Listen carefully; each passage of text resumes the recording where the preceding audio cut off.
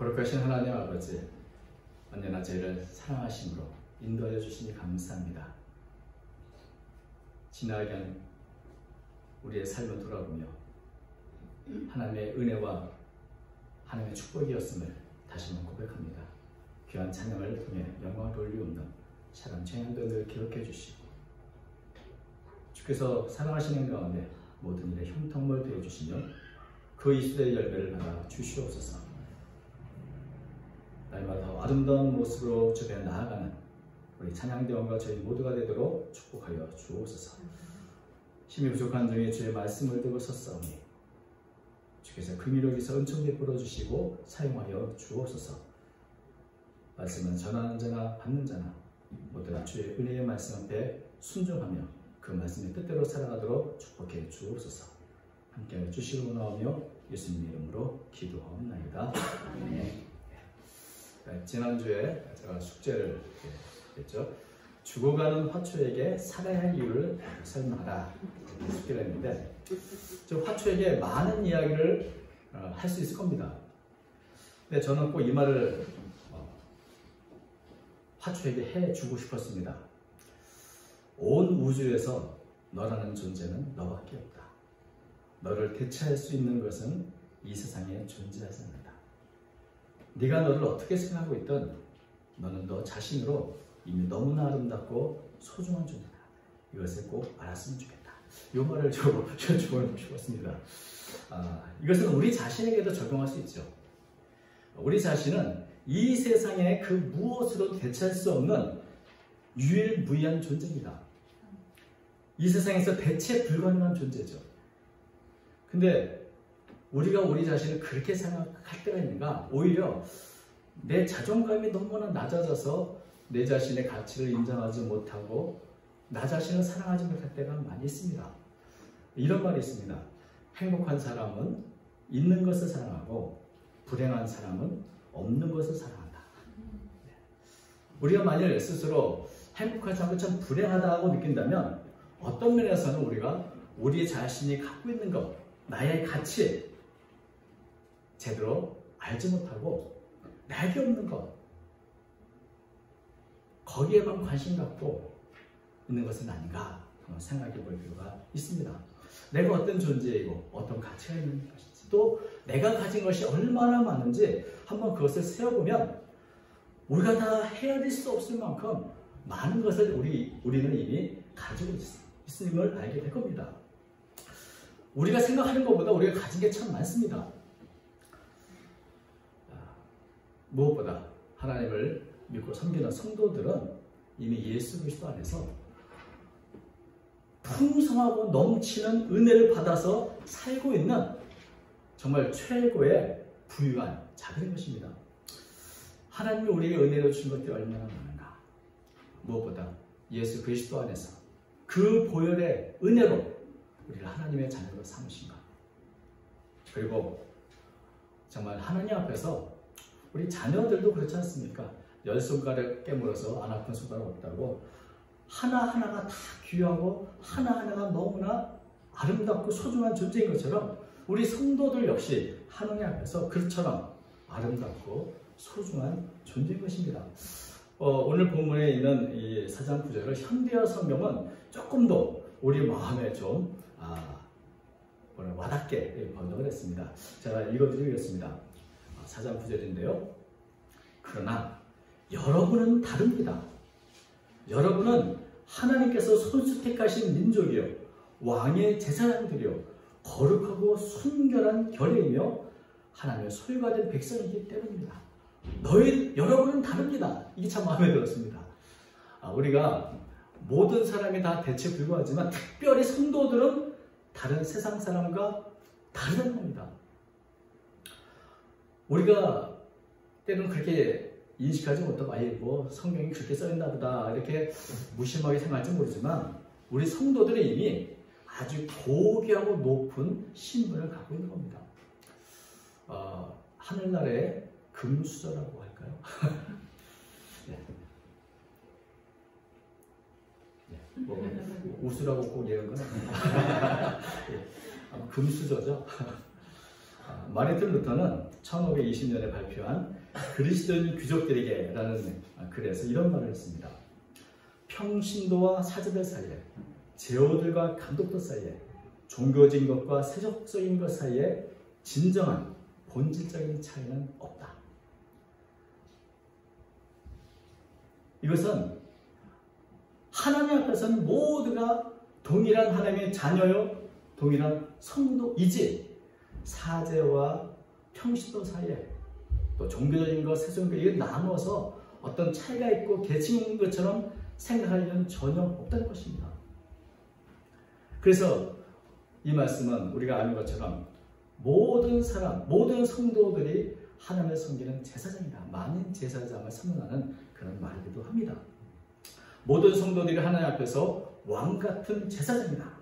왕같은 제사장이라는 그 의미는 두 가지 정도로 해석해 볼 수 있습니다. 하나는 왕이신 하나님을 섬기는 제사장이다. 이런 의미일 수 있고요. 또 하나는 왕인 동시에 제사장이다. 이런 의미로 해석할 수 있습니다. 어떻게 해석하든 모두가 존귀하고 고귀한 신분이라는 것에는 변함이 없죠. 왕이신 하나님을 섬기는 제사장이다. 왕인 동시에 제사장이다.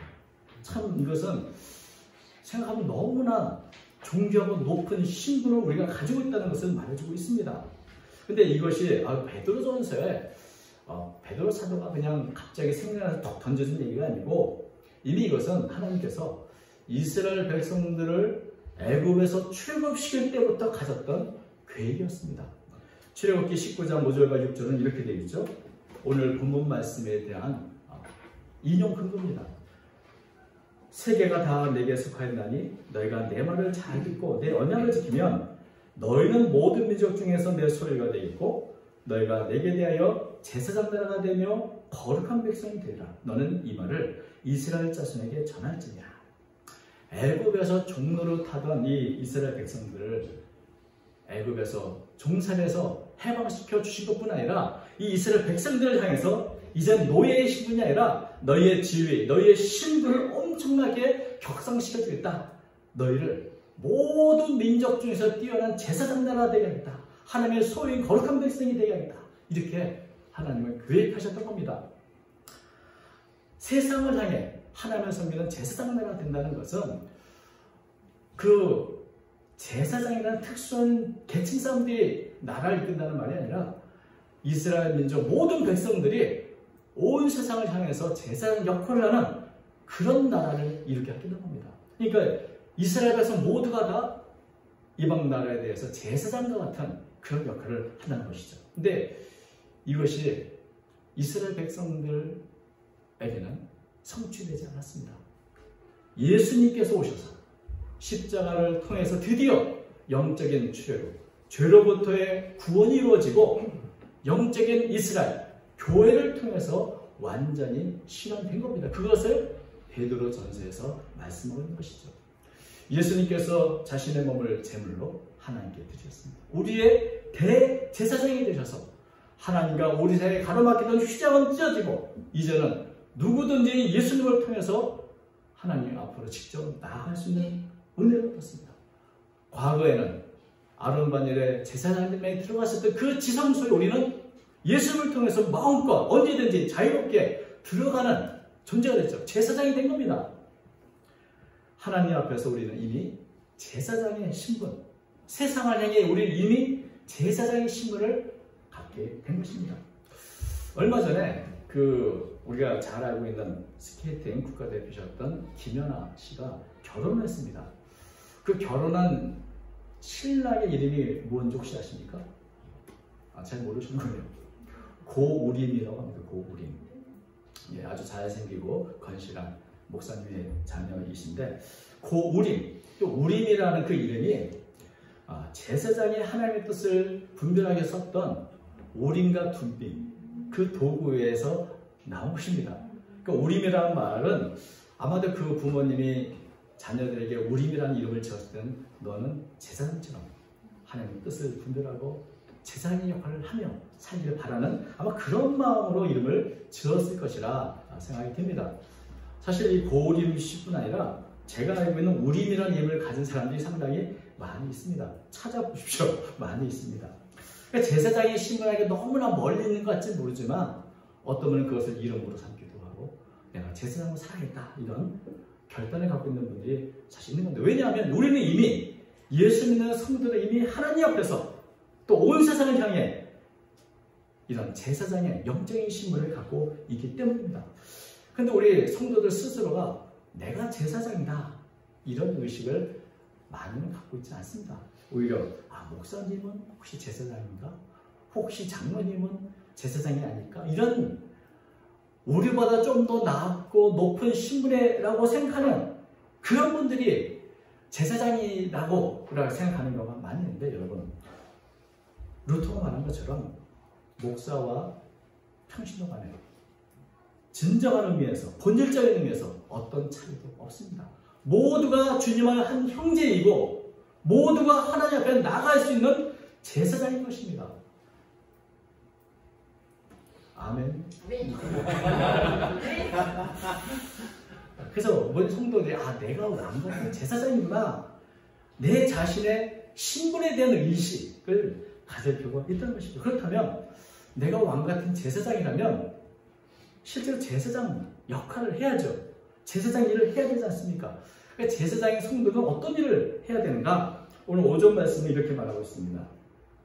너희도 산돌같이 신령한 집으로 세워지고 예수 그리스도로 말미암아 하나님의 기쁘게 받으실 신령한 제사를 드릴 거룩한 제사장이 될지니라. 예수 그리스도로 말미암아 하나님의 기쁘게 받으실 신령한 제사를 드리는 그런 거룩한 제사장이라. 제사장은 좀 많은 일이 있지만 사실은 가장 중요한 일이 뭡니까? 하나님께 제사를 드리는 사람입니다. 그리고 하나님과 사람 사이를 연결하는 그 다리 역할을 하는 그런 사람이 바로 제사장인 것이죠. 예수님께서는 이미 우리의 대제사장으로 이런 역할을 하고 계시는데, 교회와 그리스도의 몸된 교회의 모든 성도들도 예수님께서 하신 이 제사장의 역할을 해야 하고 참여해야 한다는 것입니다. 예수님으로 말미암아 하나님이 기쁘게 받으실 신령한 제사를 드리는 그런 역할, 그 일을 우리는 해야 하는 거죠. 하나님께서 기쁘게 받으실 신령한 제사가 어떤 제사일까? 우리는 성도들은 어떤 제사를 하나님께 드려야 되는가? 제가 한번 몇 가지만 종합적으로 생각해 봤습니다. 첫 번째는 우리의 상한 심령을 제물로 드리는 제사를 드려야 한다. 시편 51편 17절 우리 잘 아는 말씀입니다. 하나님께서 구하시는 제사는 상한 심령이라. 하나님이여 상하고 통하는 마음을 주께서 멸시하지 아니하시리이다. 제사장이란 원래 죄의 문제를 해결하기 위한 직분이었습니다. 예수님께서는 이미 십자가의 보혈을 통해서 이 죄의 문제를 해결하셨는데, 그 해결하신 죄의 문제, 그 주님의 보혈 앞으로 우리는 우리의 죄를 날마다 씻어 나가야 되는 것이죠. 크든 작든 모든 죄는 하나님과 우리 사이의 관계를 깨뜨립니다. 그런 면에서 우리는 하나님 앞에서 먼저 내 자신의 정결함을 위해서, 나의 연약함을 위해서 기도해야 되고, 또 무엇보다 우리 이웃의 죄, 우리 이웃의 연약함에 대해서도 기도해야 되는 것입니다. 다윗은 하나님께서 원하시는 제사는 상한 심령이다. 상한 심령을 제물로 드리는 제사를 하나님은 기뻐하신다고 말씀하고 있습니다. 상한 심령, 내 자신의 죄로 인해서 아파하고 슬퍼하는 그런 마음, 다른 이들의 죄와 연약함을 인해서 깨뜨려주고 부서진 마음, 이런 것들이 바로 상한 심령인 것이죠. 여러분, 우리 자신도 연약하지만 돌아보면 우리 사회는 또 얼마나 연약합니까? 억울한 눈물을 흘리는 사람이 얼마나 많고 약한 자의 탄식이 쉬지 않고 있습니다.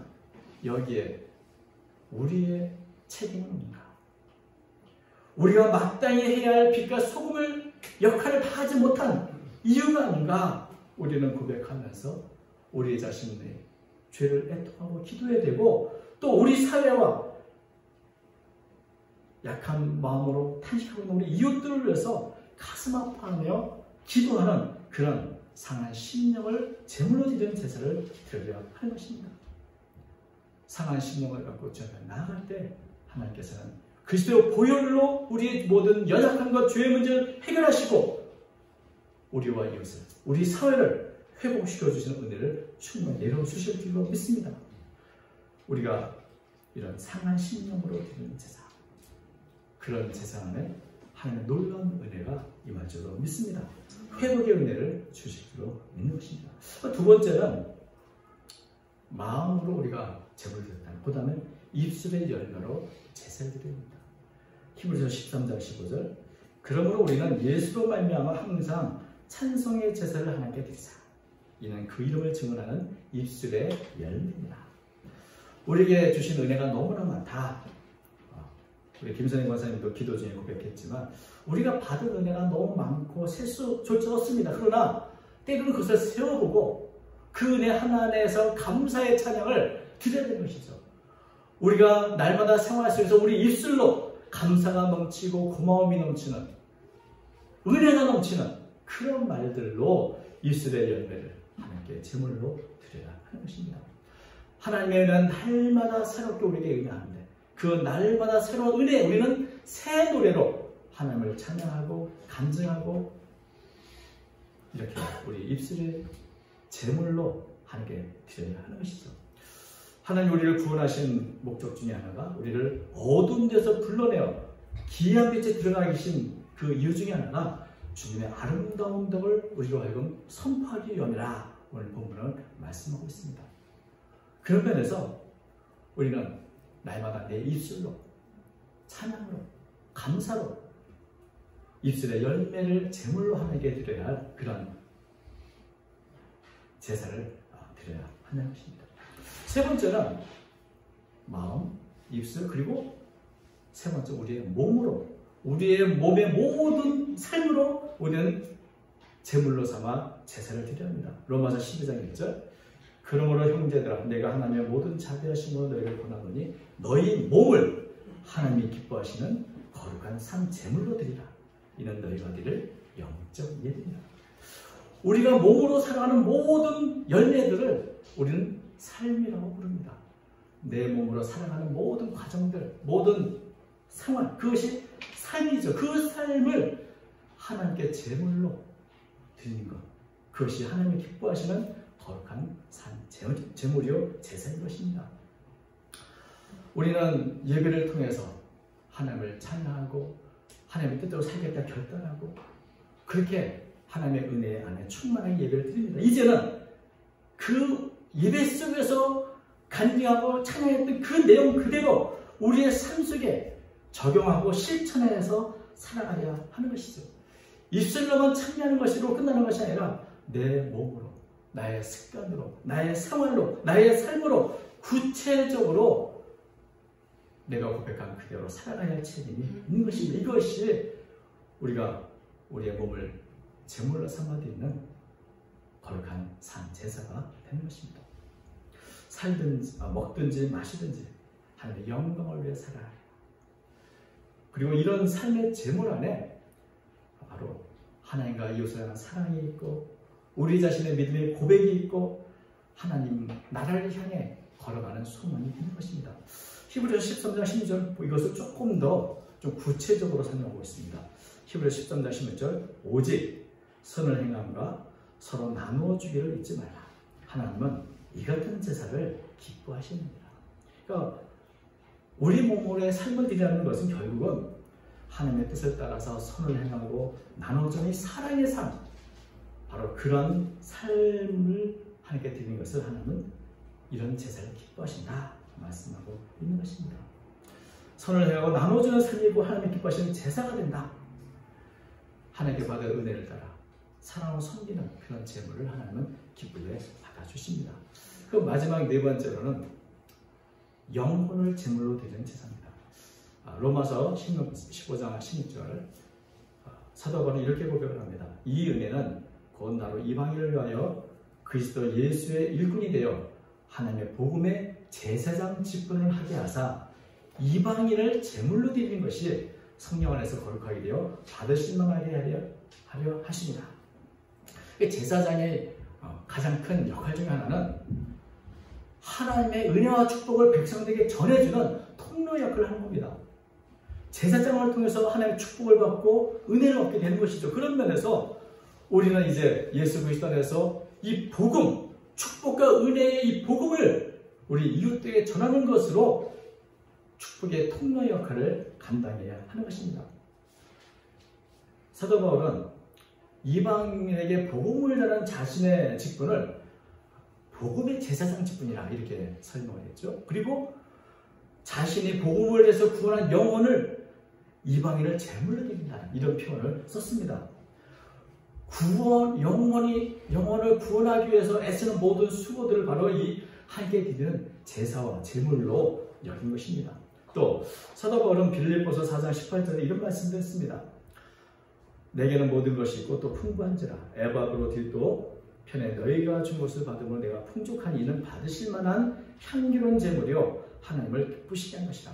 사도 바울은 자신이 복음을 전하고 이방인을 구원하는 그 이방인의 영혼을 구원한 것이 바로 그 영혼을 하나님께 제물로 드리는 제사라고 표현함과 동시에 그 일을 위해서 함께 협력하고 있는 성도들의 헌신, 그것을 하나님이 받으실 만한 향기로운 제물이라고 설명을 한 것입니다. 다시 말하면 이방인의 영혼을 구원하기 위해서, 이웃의 영혼을 구원하기 위한 바울의 수고나 성도들의 모든 헌신 하나하나 다 하나님이 받으시는 향기로운 제물이요 제사라고 말씀하는 것입니다.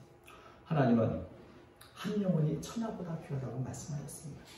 죄인 하나가 회개하고 돌아오는 것을 의인 99으로 인해서 기뻐하는 것 더 한다고 말씀하셨습니다. 그렇기 때문에 우리가 많은 일들 가운데 특별히 영혼을 구원하기 위해서 수고하고 헌신하고 애쓰는 그 모든 것들은 정말 하나님이 기쁘게 받으시는 향기로운 제물이 되고 기뻐하는 제사가 되는 것입니다. 자, 여기까지 보면 분명하죠. 어떤 제사를 드리라고? 첫 번째, 상한 심령. 두 번째, 입술의 열매로. 그리고 세 번째, 몸의 열매, 바로 삶으로. 네 번째, 영혼을 구원하는 일. 우리가 이 일에 영적인 제사장으로서, 거룩한 제사장으로 이런 제사를 날마다 드려야 할 책임이 있다는 것입니다. 성도는 하나님 앞에서 존귀한 존재입니다. 이 세상 모든 백성들을 향하여도 우리는 고귀하고 존귀한 제사장입니다. 우리는 이제는 과거와는 다르게 하나님의 긍휼하실 입은 자들이요, 하나님의 직접 나아갈 수 있는 거룩한 제사장이요, 하나님의 특별히 사랑한 선택된 백성입니다. 우리가 살면서 참 많은 것을 가지고 여러 신분을 가지고 있습니다. 저도 아버지라는 신분도 있고 목사라는 신분, 여러 신분이 있지만 가장 영광스럽고 존귀한 이 신분은 하나님께 내가 왕같은 제사장의 신분, 이 신분에 대한 정체성과 자부심을 우리가 모두가 갖고 거룩한 제사장으로 살아갈 수 있기를 바랍니다. 날마다 우리의 상한 마음을, 우리의 입술의 열매를, 우리의 삶을, 이웃의 영혼을 제물로 하나님께 날마다 드리는, 그런 하나님께 이렇게 하나님 기뻐하시는 향기로운 제물을 드리는 거룩한 제사장으로 살아가는 저와 여러분 되시기를 주님의 이름으로 축원드립니다. 기도하겠습니다. 거룩하신 하나님 아버지, 우리가 누구인지 바쁜 세상 삶 속에서 잊어버리고 살 때가 많이 있습니다. 세상 사람과 똑같은 모습으로 똑같은 것을 추구하며 살아갈 때가 많이 있습니다. 다시금 말씀을 통하여서 우리로 하여금 거룩한 제사장이 될지니라 말씀하시니 감사합니다. 이 신분, 이 역할 잊지 않게 하여 주시고 일평생 주님 앞에 향기로운 제물로 제사를 드리는 제 모두가 되도록 인도해 주시옵소서. 우리 함께하는 교회가 이 모든 일에 쓰임받는 제사장 역할을 감당하는 교회가 되도록 도와주시고 모든 성도들이 이 역할을 감당하는 모든 지체가 되도록 축복해 주옵소서. 언제나 함께해 주실 줄 믿사오며 예수님의 이름으로 기도하옵나이다. 아멘.